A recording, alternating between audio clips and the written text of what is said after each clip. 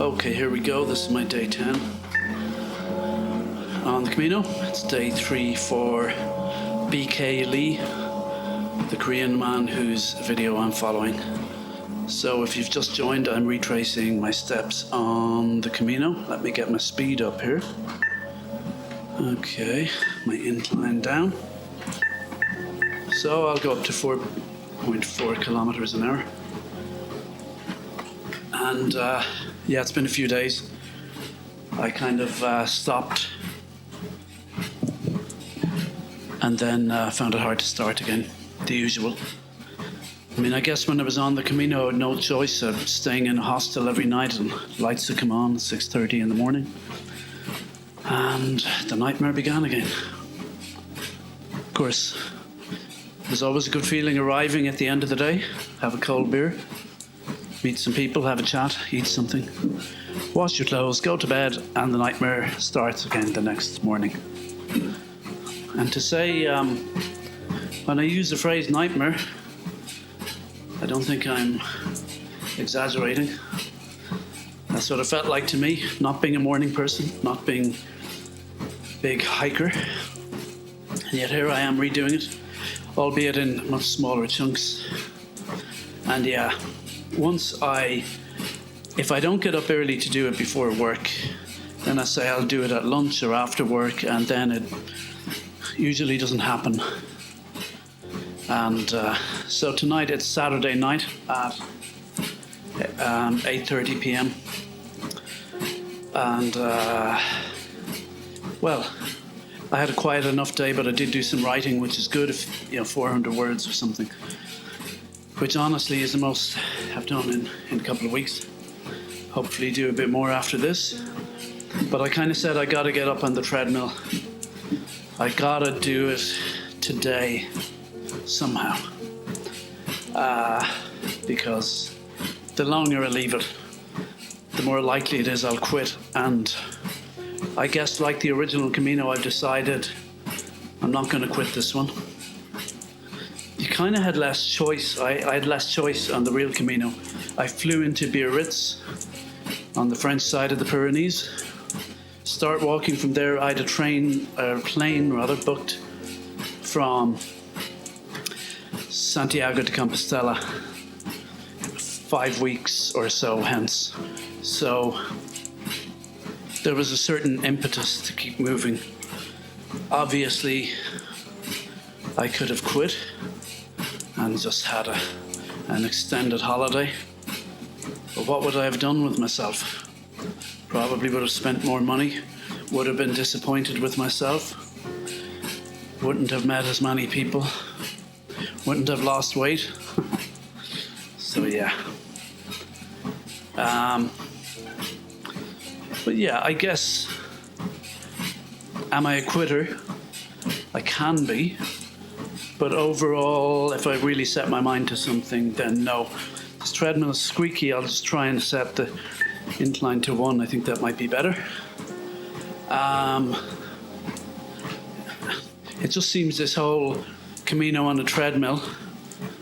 Oh, that does sound better on 1 for the moment. This whole Camino on a treadmill is intertwined with my book. And that's something I'm not going to quit either. Moving a little bit more today. I just know I'm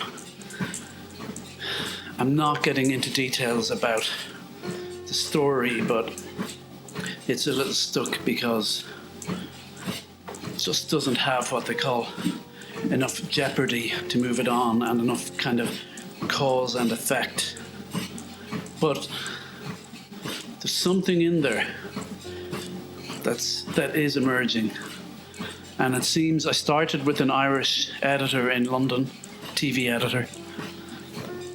Right now he's back in Galway.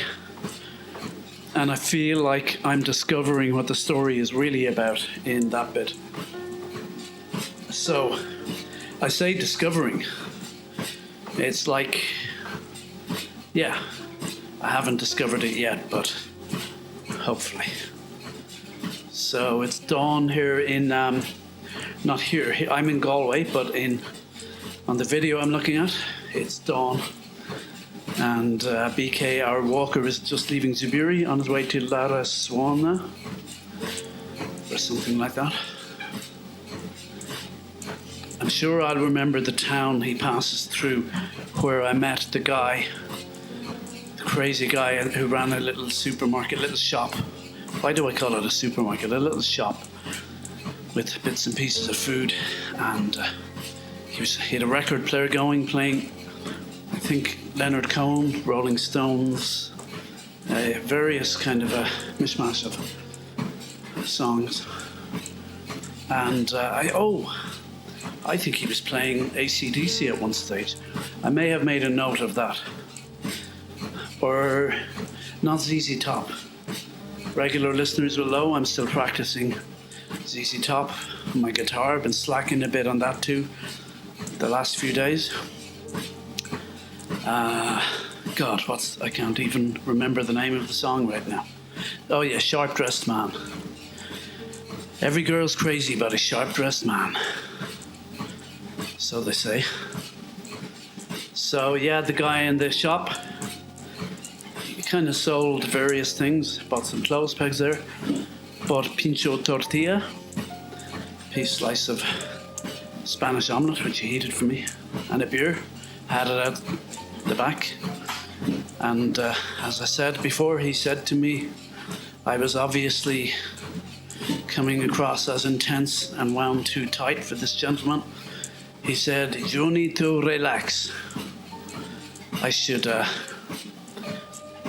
print that on a surface and frame it, put it on my wall. It's good advice for anybody, and it would appear this gentleman believed I was in particular need of this advice. So there you go. Oh man, I'm getting warm already. Let's see, put on the fan. Yeah, I'm overdressed. Silly me. So this is gonna be a tough one, I think. No, it'll be okay. See, as long as I keep talking nonsense, keeps my mind off the drudgery of it all. Let's have a quick look at I have notes on my computer. I'll find something to talk about. Let me see. I've made a note there, wigs on the green. That's just an expression I used to hear when I was growing up. You never hear it anymore. People would say, you know, if your daddy comes home and catches you doing whatever you're doing, there'll be wigs on the green, which means there'll be, it won't be pleasant. There'll be a fight or something. The expression comes from in days of old, days of yore, when gentlemen used to wear wigs, and they would then have a fight on the green, I guess, on the kind of square, maybe the green in the middle of the village or whatever. They would take off their wigs, place them carefully on the green, hence wigs on the green. There's one for you. Somehow, despite my propensity for BS, I don't think I'll be able to craft a whole hour out of wigs on the green.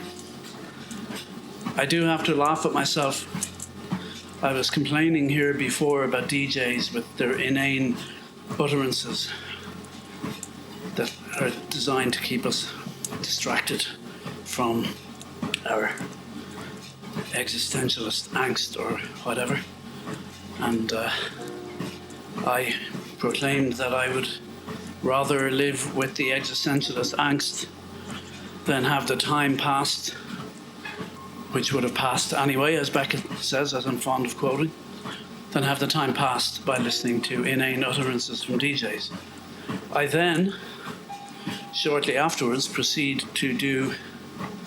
the noise just got louder here. Okay. What are we hearing here?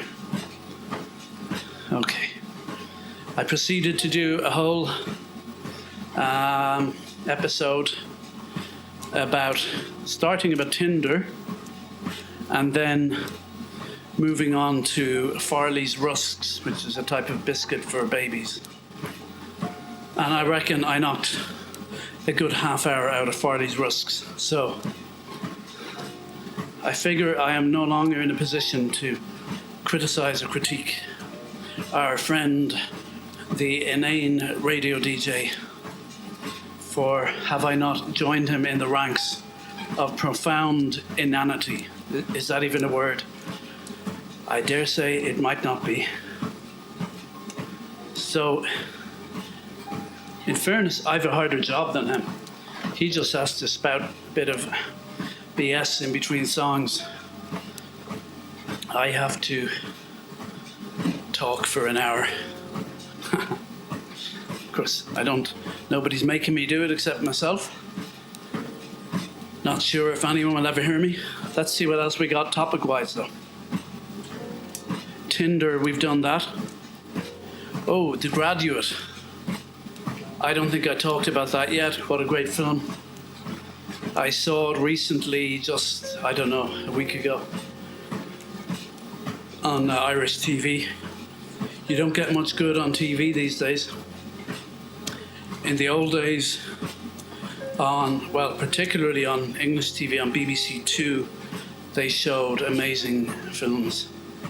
I mean, films that are part of, film history. Really good films. And RTE, in fairness, RTE 2, was it 2 or 1? Actually, maybe it was. Anyway, showed some great films, especially, I think, Friday nights after the Late Late Show. Those days have gone. So it was nice to see The Graduate, funnily enough, actually, after the Late Late Show. And starring Philip Seymour Hoffman. Anne Bancroft as the famous Mrs. Robinson. What a great film. Every time I see it, I've seen it a few times, it never fails to disappoint.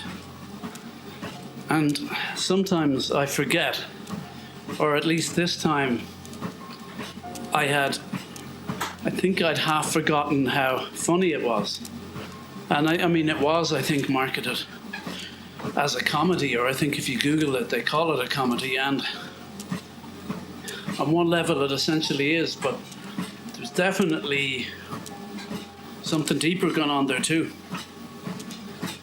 And let me just turn down the volume of BK, of the video in my ears, because I can barely hear myself think. That's better. So I had to switch technology here because I was using an old tablet which was slow, and my audio wasn't syncing with the video when I went to edit it. Hopefully that it will be better this time. But The Graduate is definitely, it's just showing a young man coming out of, a man of rich parents coming out of, I think, an Ivy League college, his whole life ahead of him, doesn't really know what he wants out of life, and what's being offered to him is just so incredibly dull and boring. His dad's business partner, the husband of the famous Mrs. Robinson, tells him one word: plastics. Get into plastics. He says, Dustin Hoffman said, yes, I will certainly look into that. But the film is definitely critiquing the society that awaits this young man just after coming of age. And then, of course, there's a whole story about his affair with Mrs. Robinson and his love for her daughter Elaine. And my friend Declan, who I mention every so often, who did the Camino and is also a film buff, was saying to me before he read about the last scene when they're on the bus and they escape. If you haven't seen it, I highly recommend the film. And they look forward and they sort of realize, there's a realization that comes over them, or that's inherent in the image. They're just looking at these people staring back at them in the bus, and you realize There's nowhere for them to go. Not even young love can transcend the this sort of prison of materialism, capitalism. I'm trying not to talk about isms here. But I love the film. Still, I loved it when I probably saw it. My father introduced me to it. When it was on TV, I was probably similar age to the Dustin Hoffman character, Benjamin. Can't remember his surname. I loved it then, but I love it now as well. But most importantly, last time I saw it. Oh, by the way, the noise here is quite bad from the video, so I'll turn that down a lot. Just the last time, I just found it so hilarious. Even though I knew it was coming. And Anne Bancroft, she's so wonderful in it. Then I was Googling her. Didn't realise she was married to Mel Brooks. I just thought there's hope for us all. Mel Brooks, still alive. Anne Bancroft sadly passed away within the last, I think around the turn of the century, thereabouts.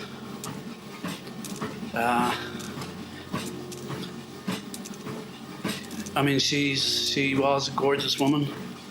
Mel Brooks, I think it's fair to say, will be noted for many things, maybe not his looks. So it gave me hope. Although his bank balance was somewhat larger than mine. But I'm not saying that's why she married him, but it's an attractive quality in anyone, a bit of liquidity, nothing wrong with that.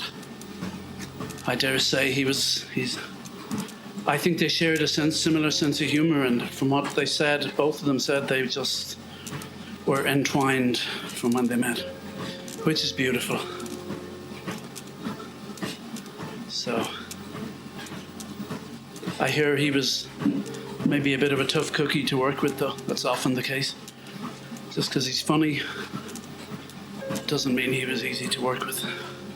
There's a lot of money involved in films, so where there's money, there's always going to be, I think, a certain amount of strife. So surely I can say more about The Graduate, and yet strangely I'm kind of coming up short. I have a note about Thanksgiving.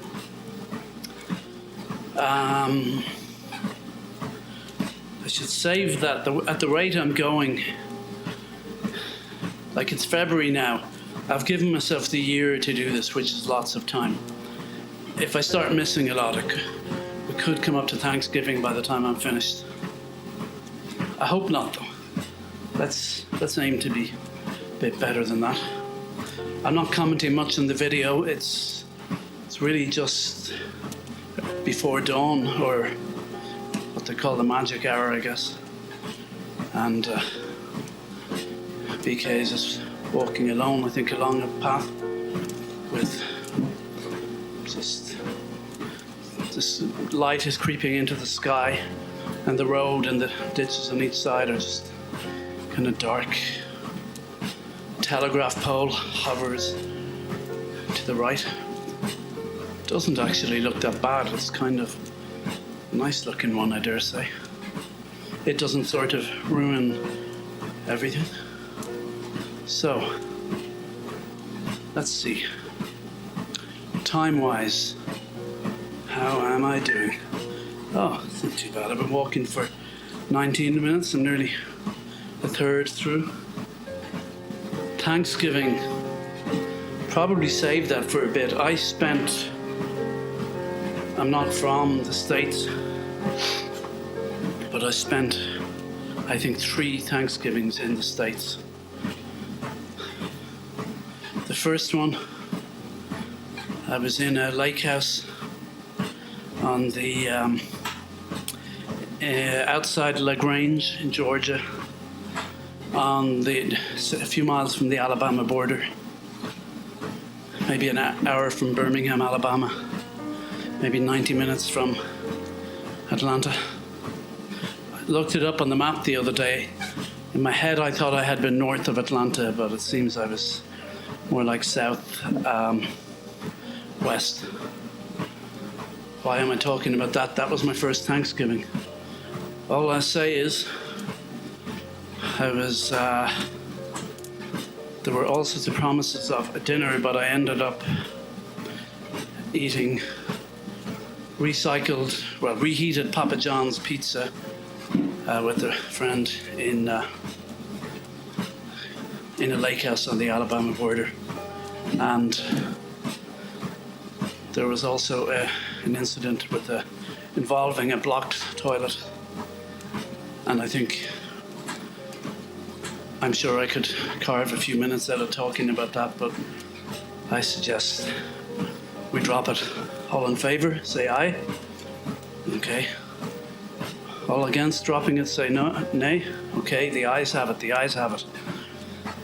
Okay. So, here's another note I have. George Costanza's version of God. I feel like I had something much more interesting lined up to talk about. Angry painter in Eyre Street. Oh yeah, that's a good anecdote. I'm trying to be deep though, you know. My 11 amusing anecdotes, going to have to sort of ration them out over the course of my 100 or plus walks. So I'm going to have to be a little deep in between the hilarious anecdotes, which no doubt shall get repeated. Buen Camino. So, George Costanza's version of God. Yeah. Any North American listeners, Buen Camino, will know who George Costanza is. Irish UK listeners, maybe not all of them. Character from Seinfeld. I have to admit, he's my favourite character. He's a total screw up, but he's based on Larry David, essentially. And he's a screw up, but I love him. Like Jerry is kind of the straight character in Seinfeld, let's face it. The comic foil, isn't it? That what they call them? Is Elaine straight? No, Elaine is funny. Kramer is that kind of, clownish funny. A lot of people like him. When I lived in Canada, I used to ask people, mainly women that I met in salsa class or wherever, who was their favourite Seinfeld character. Most of them said Kramer. I don't think they were too impressed when I said George, because they were wondering maybe, am I like him? And to that question, I plead the fifth.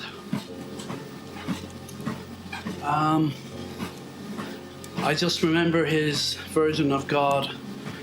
There was some time a lot of bad stuff was going down for him. And he made some reference to, Buen Camino. Typical God, Buen Camino. Buen Camino. Buen Camino. So, what language are they speaking now? We'll never know. Just gonna have some water here. So, George was, as usual, suffering. And I don't know, was he talking to Elaine or to his shrink? But he was saying, I blame it on God. God is punishing me. And someone said to him, but I thought you don't believe in God. And he said, only for the bad things. And I just thought, that's so... That would fit a lot of, I think, Irish Catholics. A lot of the God, this concept of God we heard about when I was a kid, a lot of it seemed to be only for the bad things. They used to talk about the gospel being the good news. I guess, BK has stopped. Guess he's taking a picture.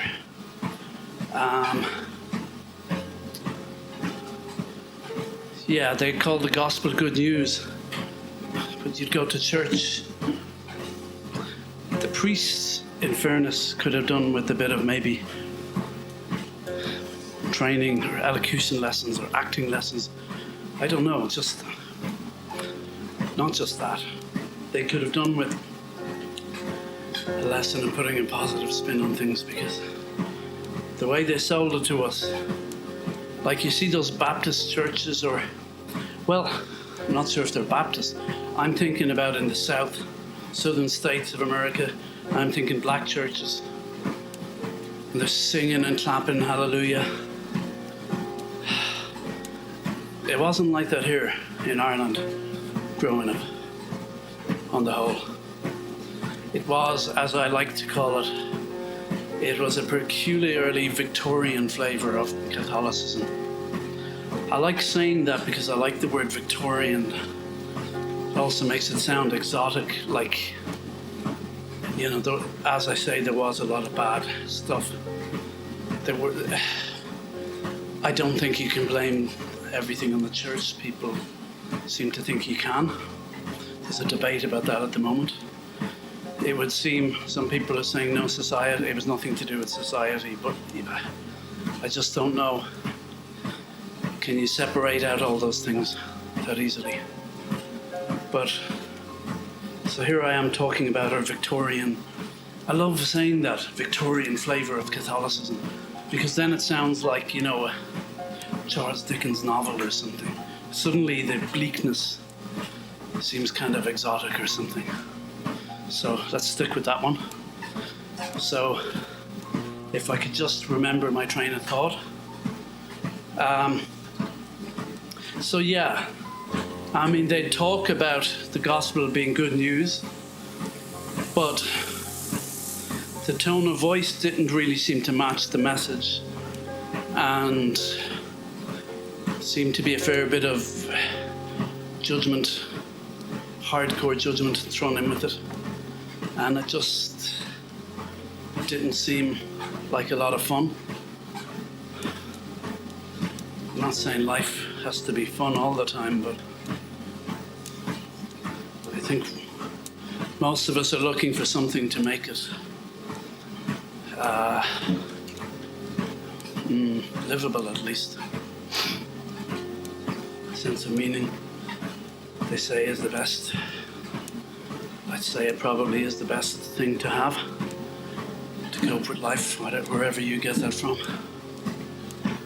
And a bit of compassion.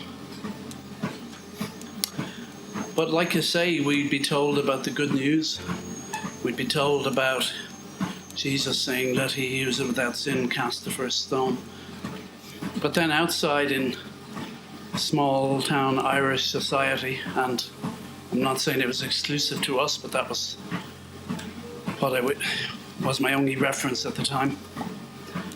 There's so much small-mindedness and secrecy, you know, so of course we were just emerging from being a peasant society under colonial rule not that long ago. I think it's fair to say we were bound to have a few imperfections, and we did give too much power to the church. I do actually think that some of those priests and nuns were kind of miserable as well. That's when I look back. We had a lovely nun though in when I went to school in Oranmore, in outside Galway city, Sister Teresa. She was just so lovely, and I'm not saying she was lovely because she was a nun. Other brands of humans are available, but yeah, she was nice. Some of the others seemed to be quite, just I would say, looking back on it, not that happy. But pardon me, I'm just a little bit of indigestion there. I'm just wondering, I'm just not so sure, are we much happier now. It's great that we had to throw off certain shackles. We may have thrown the baby out with the bathwater, though I don't think that's a popular argument nowadays. But either way, are we happy? I don't want to get into a sort of 3 Yorkshiremen, or was it 4 Yorkshiremen scenario, the Monty Python sketch. They talked about how miserable their existence was when they were young, but they were happy. Not gonna go down that road. I mean, I remember visiting Burkina Faso, West Africa, and there was a party. I was involved, I was in a private film school there, helping out making these films. I felt slightly uncomfortable because it was all white men, white European men, allegedly educating the Africans. I kind of realized when I was there that quite a few of the students I was dealing with had, a lot of experience anyway. So, but overall, I enjoyed the experience. But I remember one night there was a big party thrown. This couple of Swedish women were over who had given money, Buen Camino, who had given money to, I guess, the film school or to some local cause. And there was a big party, and the 2 Swedish women, the philanthropists, though I'm not sure if it was actually their money, but anyway, they got up and made a speech, and I didn't really feel comfortable with the whole situation. I'll tell you the bit that I really didn't like. So they were giving out beer. Okay, so first of all, the 2 Swedish women are up telling us how great they are. Okay. Fair enough, maybe they are. That's already... I'm not even some crazy liberal, but... if you want to give them money, give them money. But, do you really have to stand up on stage for the acclaim? Maybe I'd do the same, I don't know. We all like a bit of acclaim. But what really made me uncomfortable was, so they'd locked the gates of the college, the film school. This was kind of outdoor because, of course, it was hot and it was the evening and there was free beer there. Now, the beer was really cheap for me. I can't remember. It was like when I first went to Russia, you could get beer for 3 cents a bottle. When I was in Burkina Faso, maybe it was 20 cents a bottle. I mean, maybe more, I don't know, but it was, for me, peanuts. And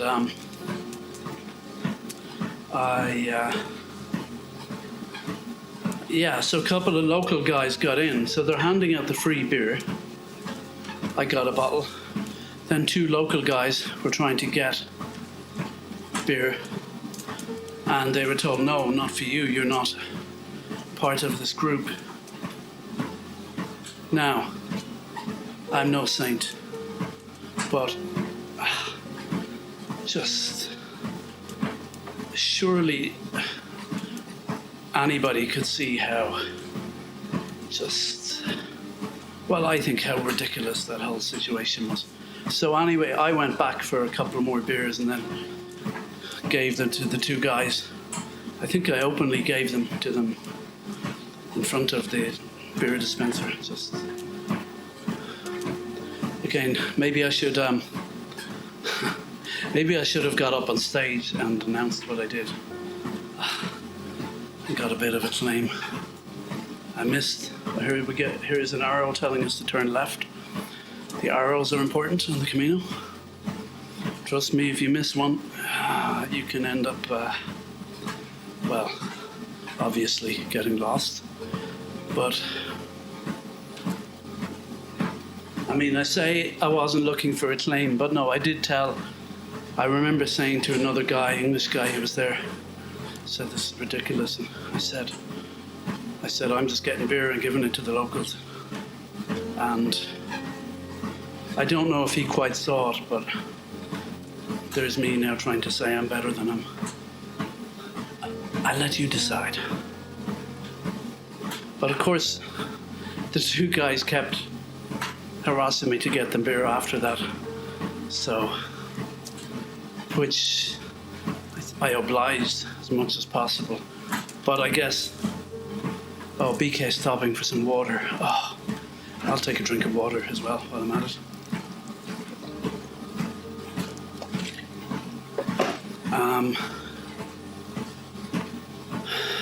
Oh, that's nice. That's another thing we take for granted is water. I remember in Burkina Faso, sometimes a shower wouldn't run. There's so much we take for granted here.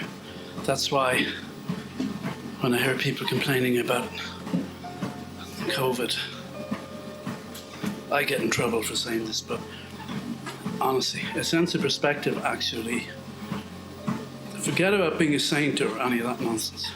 It actually makes things easier to take when you remind yourself of that. I guess it's what they call gratitude. And trust me, I don't always follow my own guidance on that front, but I think most of us know.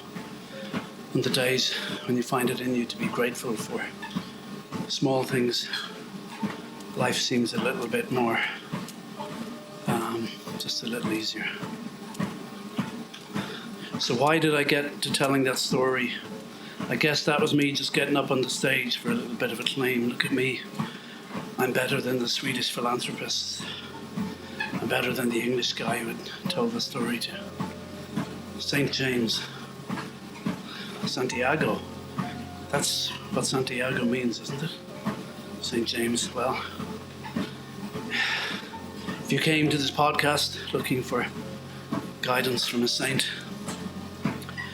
it would appear you came to the right place. There was another reason I was telling that story.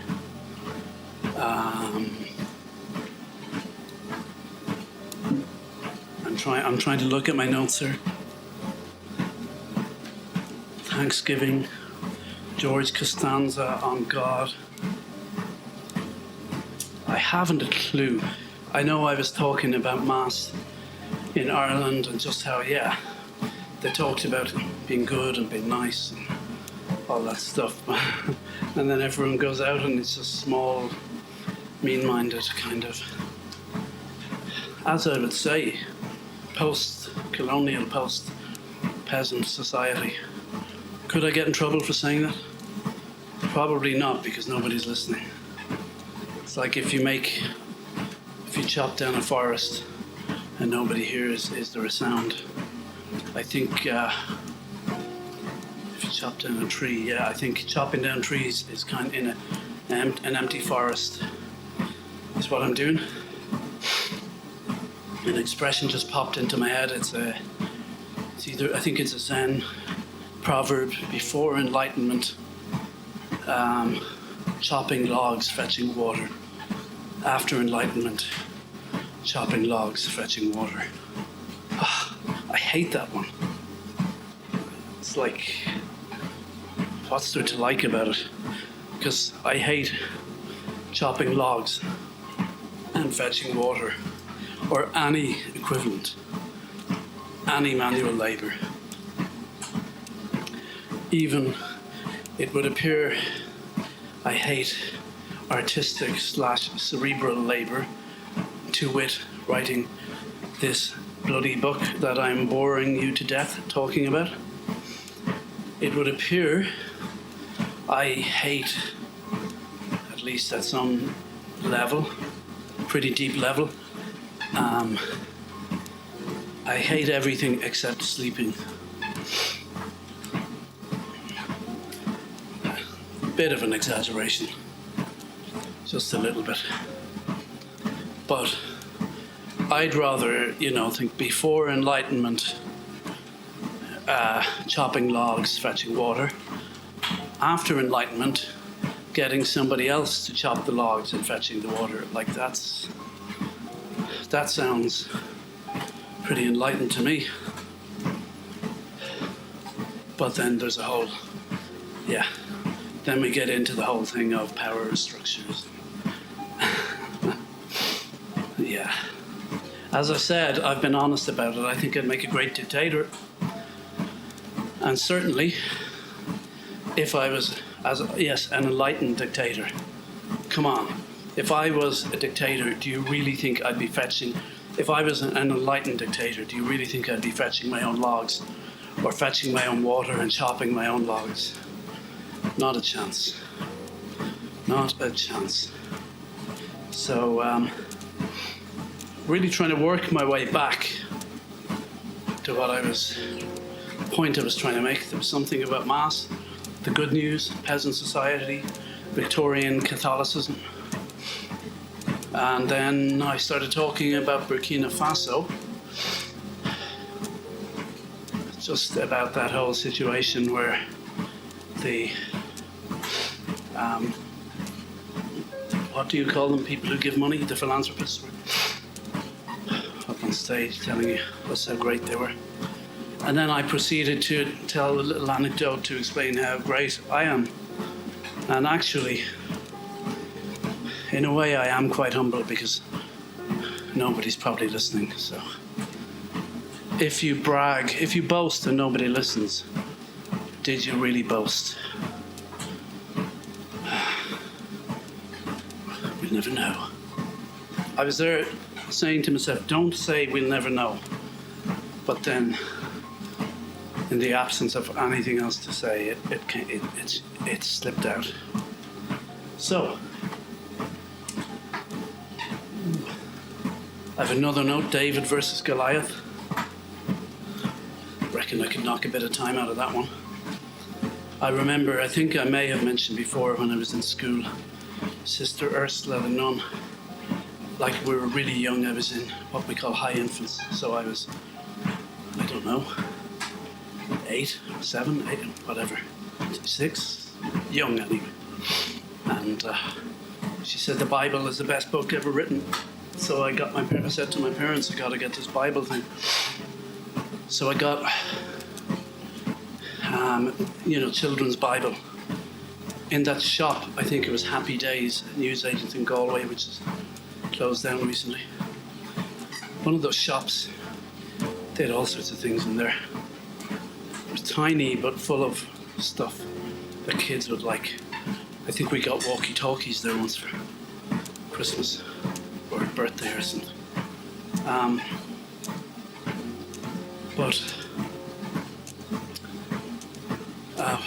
So my parents got me the Bible, a children's Bible, easy to read, lots of pictures, and definitely, and I may have talked about this before, but the Old Testament, it's a little bit more entertaining in many ways, just those mad stories. Tower of Babel, Samson and Delilah. Don't really remember where she fitted in, but is she connected to John the Baptist as well, who wanted his head on a plate? I'm not sure, but there may have been a picture of John the Baptist with his head on a silver platter.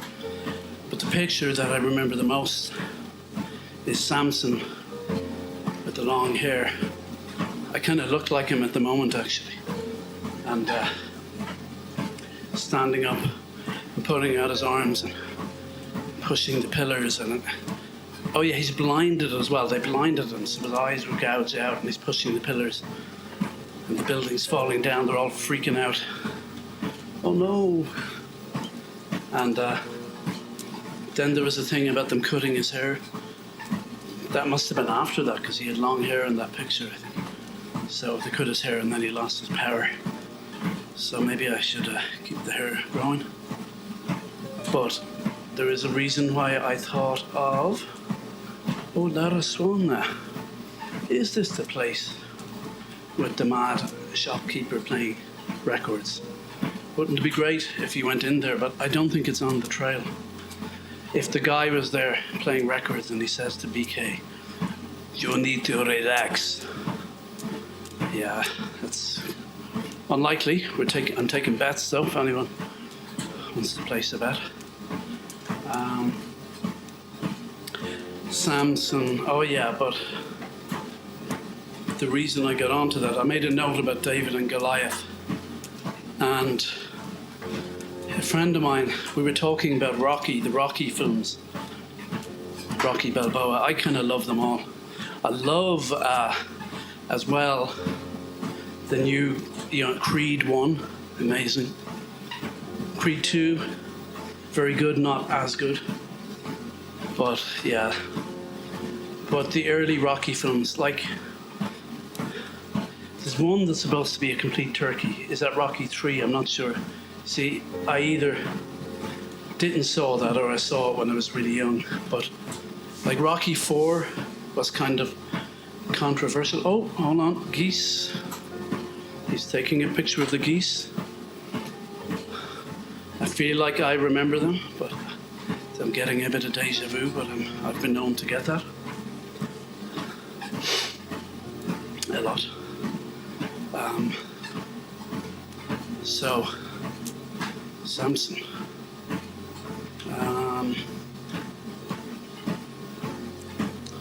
Whatever was I talking about? Oh yeah, so anyway, Rocky 4. Isn't it for the one in the Soviet Union? And it's Rocky versus Igor Dragov. Which, by the way, Creed 2 revisits that story. I was like, when they revisited that, I was, oh yes, thank you. Thank you, Mr. Scriptwriter. The guy who wrote Creed 1, I think he directed it too, right? He's kind of a big shot now. But I was actually, so, you know what? I'll be able to talk for the next, let me see, I only have 13 minutes left. We'll talk about boxing films and David versus Goliath. So, and then tomorrow we'll do a whole Old Testament special because got a lot of those stories knocking around in my head.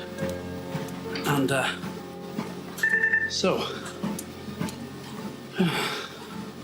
I was saying, talking to a friend who's into films, as I am, and into script writing and all that about, I just had a realization when I think maybe around the time of Creed 1, I was watching it and got really invested in it. And then by the time of the fight, I was so invested. I was literally cheering them on and I was kind of mock punching, with my own fist.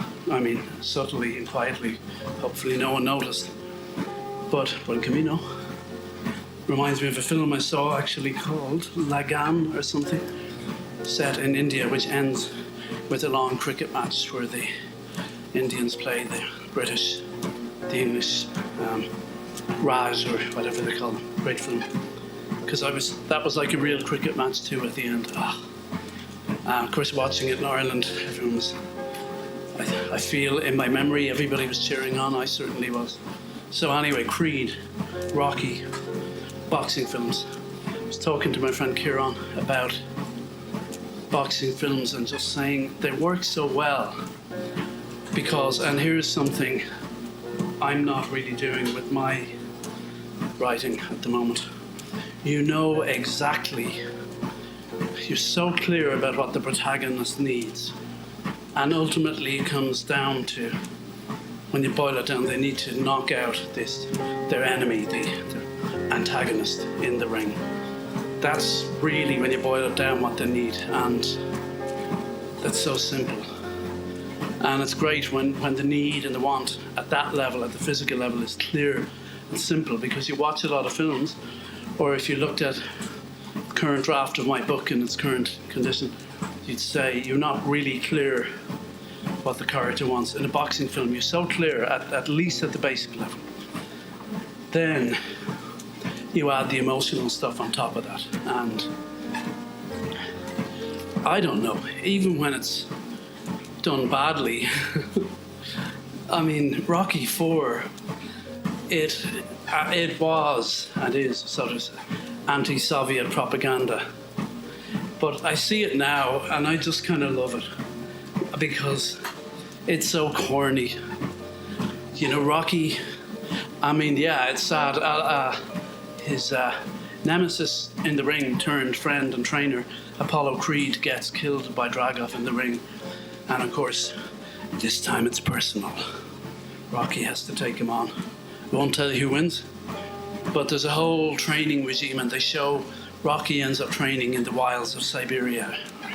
I think it was Siberia. Anyway, it was cold and snowy, and he's no fancy equipment.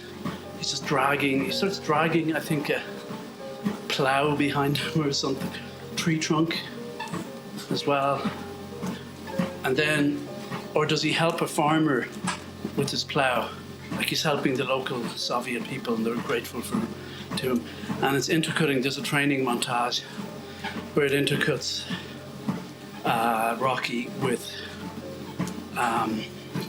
Dragov, and Dragov is training in an indoors gym, running around an indoors what do you call it, track, pumping weights and punching a punch ball.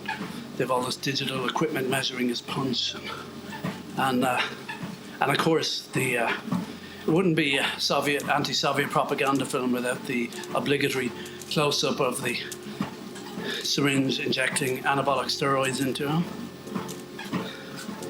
And I mean, the Ruskies were known for that, but our friend Lance Armstrong was in a spot of bother over the same behaviour. I think it's par for the course in many ways.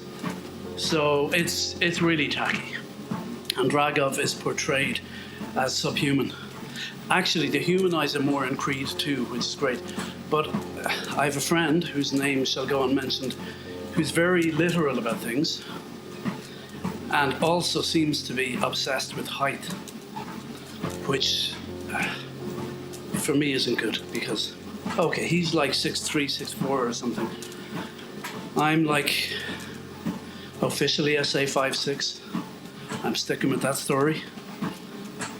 Maybe a little less, some might say. Fake news. But he's quite, what's the word? Literal about things and obsessed with height. So I mentioned Rocky 4, and he just said, yeah, Stallone is 5'10", and what's the guy who plays Dragov? Okay, the name escapes me as usual. Is 6'4", and I'm like, yeah, but like he was saying that in sort of disbelief, but like that's David versus Goliath. That's the whole idea. I mean, are you tearing it apart on that, saying it's not realistic? What's realism got to do with it? So yeah, like how old is that story, David versus Goliath? How old is it? Like obviously pre-Christ, so more than 2,000, but I don't know, a few thousand years old. I'm not a biblical scholar. Funnily enough, I applied for Bible studies once after school as a sort of plan B. I didn't get anything I applied for. I never studied, so I didn't get the points. But where was I? Oh yeah, how old is that story and we're still telling it, Like Luke Skywalker versus the Death Star. That's David versus Goliath. So many films are. And I can't believe I'm quoting Star Wars, because I'm pretty sure in another session I was bemoaning the fact that grown men talk about space movies and superhero films as if they're high art. Spoiler alert, they're not. I'd get in trouble, but there's no one listening. And certainly not, if anyone's listening, I think it's a safe bet they're not into superhero films. I could be proved wrong. I could end up in the same kind of hot water that Martin Scorsese ended up in. Bring it on. I'll do anything for fame. I don't know, the Meatloaf song just came into my head there. And I will do anything for love, but I won't do that. We used to have conversations about what that was. That was always a subject of speculation. Our theories were not fit for printing, as you can imagine. And when I say we, I guess I mean me and my contemporaries. I was just a young, innocent schoolboy, good Irish Catholic. That is Swan. Welcome to Basque Country. Now this I remember, and I took a picture of this exact place. Yeah, welcome to Basque Country. But I thought he was already in it. And I saw some graffiti about war and about ETA, the paramilitary group, somewhere around here. So there you go. Don't know enough about the subject to talk any more about it. Oh, the sun's coming up. Bit of cloud over to the right. Looks like a nice day. Luckily, I've only got 4 minutes to go. So, have I anything more to say about Rocky and boxing movies? Not really. It was a roundabout way of getting around to, not Samson, but David versus Goliath. I still remember, the Old Testament, the scourge of locusts, all that stuff. The thing is, I sometimes say we're lost nowadays, but you know, you go on Tinder and everybody says, what do you like? I like Netflix and I'm a foodie. I just think if I was back in Old Testament days dealing with the plague of locusts, I'm sure I'd be like, oh God, these locusts are really kind of giving me a pain in the butt. But just seems a little bit more exciting than Netflix and being a foodie. Like, okay, they didn't have Netflix then, but I doubt anyone had time to be a foodie. I mean, there you had poor old David. Didn't he become a king? King David, but he wasn't always a king, but he said, oh no, I was going to say he went to the front of the battle, but actually, oh, he was crafty. He was in love with a woman. I was about to say this is the kind of thing I'd do, but would I? I definitely think about it. So he was in love with the woman. Of course, she had another guy, typical. What does he do? See, now this is way more dramatic than Tinder. Way more dramatic. He sends so David was commandeering the battle, so he must have been the king at the time or something. And he puts the guy, his nemesis, at the front of the battle. What happens? Of course, he gets killed. He's on the front lines. And I think David, does he get to have his wicked way with the woman in question or marry her or something? But I think he felt a bit bad. You see, I think I'd think of doing that, but I probably wouldn't do it because I just want to think I'm a nice person. But then maybe I'd engineer a way that somebody else does it. You know, if I could find a way, like say the guy in question, let's say his name is Tom. I'm sure it wasn't. Mind you, if David's name is David, that's a pretty regular name. Yeah, Tom. Tom and Mary. Mary is the love interest. So I'd be there saying to Tom, I think I'd say, oh, you're going out to battle. I'd say, yeah, you know, Mary was just saying she'd be really proud, like if you fought in the front line. Something like that. No, I'd still feel guilty. See, I'd contemplate all these things, but I wouldn't have the kahunas to go ahead. See, an alpha male now. I suppose David was an alpha male, wasn't he? He just said, yeah, you go to the front line. Now, to be continued. We only have 13 seconds left. Hallelujah, brother. I made it. Okay. So, Thank you for listening. 2 seconds left. 1, 0. We're done. Pause the video. And Buen Camino. See you on the other side, hopefully tomorrow, God willing. God bless Buen Camino.